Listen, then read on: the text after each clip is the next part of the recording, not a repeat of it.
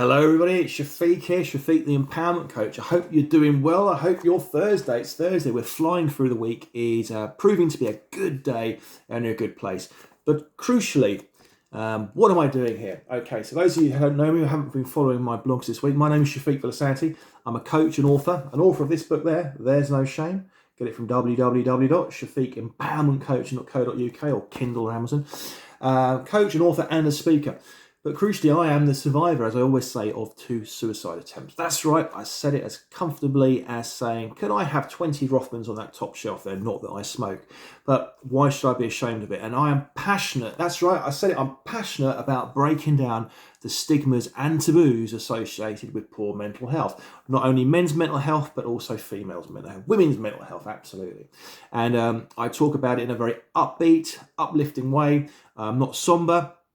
I don't talk trivially about it. I don't make a joke of it or make fun of it. I've been there twice, once in 2016 and once in 2006, where I wanted to, and I saw out the actions to check out my life, as I call it. Why do I say check out? Because if we mention the S word, it conjures up all sorts of pictures of knives, of razor blades, of ligatures, of pills, of belts, whatever it might be. And it's very emotive language. So I try to move ourselves away from that emotive language, and if I can do anything, is picture an upbeat light on somebody who has overcome their mental health challenges in the past and is doing well off the back of it. Okay, so what's happened in my past has happened in my past, and I allow it to propel me forward in my future. I don't stay in the past. Okay, so the reason for this during this week is because this coming Saturday, the 10th, is World Mental Health Day. It's a big day every year. It's the 10th of October this year, this coming Saturday. Let me just move that.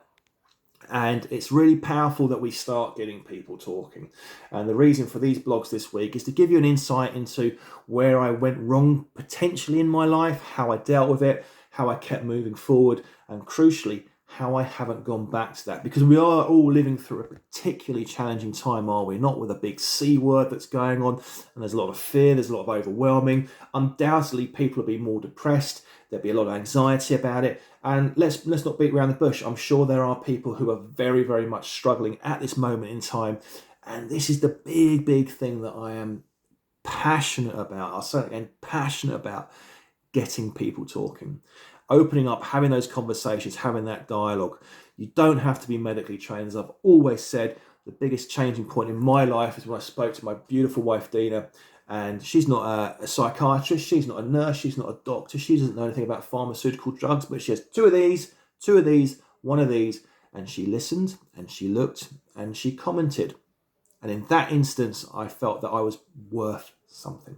Okay, so today we're going to be talking about how do you keep moving forward? So you understand from my previous blogs of where I was, what led to my poor mood, my attempts on my life, what I did in order to keep myself in a good place of mind or moving forward. But how do you keep moving forward when life undoubtedly will hit you those roadblocks? And the one thing is that I learned is that life is undoubtedly going to be challenging at times. You know, it's going to be challenging when that bill comes through the door, when your car goes in for the MOT, when you get some bad news, whatever it might be, when you're living through what we're living through at the moment. But you have to understand that if things don't go right or things go wrong, you've learnt what doesn't work. So rather than saying, oh, because that failed, I'll never do well again, or that failed, I can't do that, you've actually learnt something from it. Okay, now my biggest mistake was every time something went wrong in my life, or every time something didn't work out, let's use it in a positive way, something didn't work out for me, I'd go, well, I'll never be able to do that. But now I actually know that what I was doing, I was constantly learning. I was never going to make that mistake again, so it wasn't a wasted opportunity. And as they say, what doesn't kill you makes you stronger. And there's never more a truer word than saying that. And what I tried to do in 2006 and 2016, it didn't finish me, but it made me stronger. It made me the person that I'm now, the person that's passionate about helping people and breaking down those stigmas and taboos. So rather than being defined by what had happened and how low I had got, I now understood that it actually drives me forward and gives me the vocabulary, gives me the presence, gives me the profile to make a difference to people's lives. So if things don't work out, go, well, now I know what doesn't work. And that's a win-win-win. And moving on from that, a lot of people will get complacent with actually how far they've come in their lives. Okay, and I often row it back to literally when we came out of the womb. Okay, when we were born into this world, we couldn't speak, we couldn't talk, we couldn't do anything for ourselves. We were helpless. But we had the drive, we had the ability, we had the confidence, we had the unknown strength in order to, dare I say, turn over onto our tummies, to start to crawl, to start to walk, to start to sofa surf, is it not? To want to learn, to want to feed ourselves, to want to be independent, to take those first steps into nursery, secondary school, or primary school, secondary school, university, to forge those relationships, to learn to drive, to learn a language, to learn how to use a computer, to fit into a role in an industry, those first days of walking into your new job or new school. They could be seen now as terrifying, but if you actually row it back to what you've actually achieved in your life, then whatever struggles you're going through now, you've achieved so much and you've overcome so much. I remember how terrified I was walking into university, not knowing anybody. It was a minefield of emotions. I remember the first time I sat in a car, I didn't know what this was doing, what that was doing, how to turn on the key. I remember the first time I tried to learn Pythagoras or French or whatever it might be. The first time I even asked my wife out. Terrifying. There was no Dutch courage there. It was me trying to summon up the energy or the confidence to say, would you go out with me? So I understand, and what I do when I speak and coach and talk, or people read the book, understand of what you've achieved and what you've overcome so far.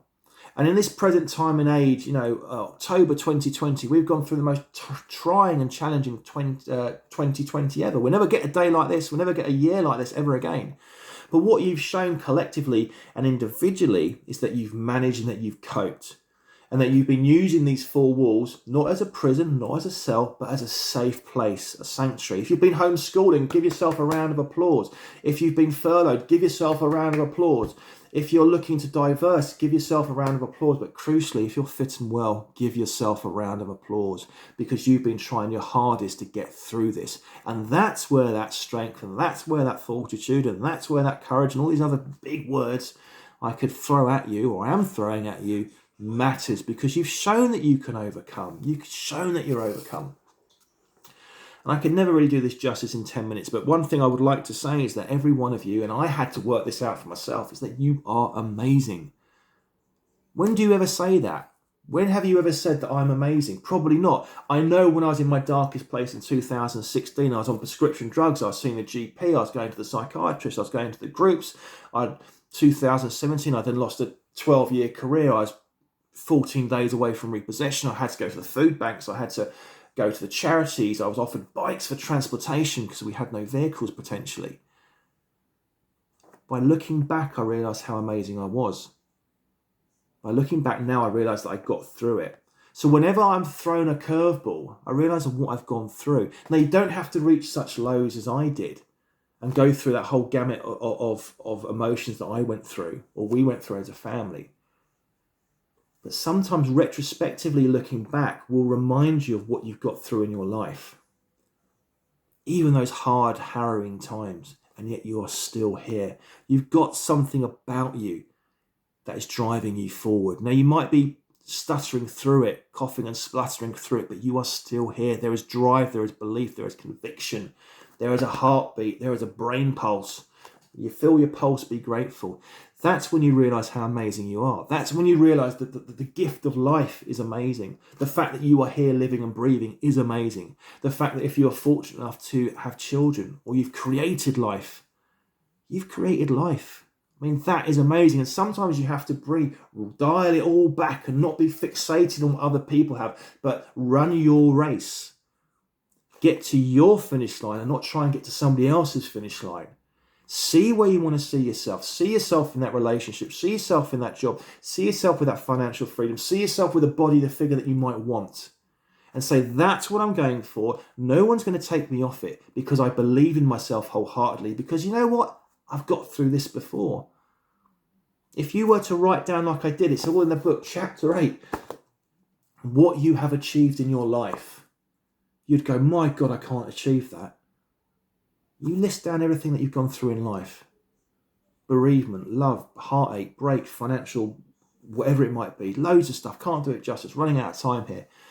And then realise now that this is just a tiny moment in your part of your life that you know you can get through. And what's happened has happened. You can't change that past. Don't be defined by what's happened in the past.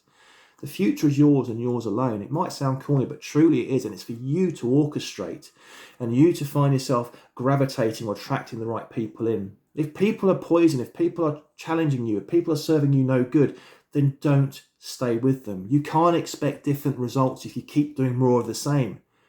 I had to lose that career. I didn't want to. I didn't want to go to the depths of driving into a central racing or driving at that central reservation at 50 miles an hour in order to find that out. But in some shape, way, or form, that defined the future for 4 years further down the line. That's how powerful I was, and I realised that I left the old and I started the new. And we all have that ability to do it. So I hope this makes sense on this Thursday. Just remember that you are stronger than you know. Your conviction is much more stronger than you know. And sometimes you have to dig deep to find it. Sometimes you have to fall to the floor. And there's only one way you can go. And that quite literally is picking yourself up and taking those first steps. And every first step, every baby step leads to that 1,000-mile journey. Think about it. Powerful stuff. You're more powerful than you know. So have a great Thursday. Look forward to catching up with you tomorrow. Remember, have those conversations. World Mental Health Day is about breaking down those stigmas and taboos, opening up to people, seeing how they are, reaching out, text, phone call, WhatsApp, whatever it might be. How are you doing? You don't see myself. Do you fancy a coffee? Do you fancy a tea? And trust me, that is a powerful thing that you behold in you to start those conversations. So I look forward to catching up with you tomorrow. Be out about 12 o'clock. Have a great day. Stay strong, stay safe.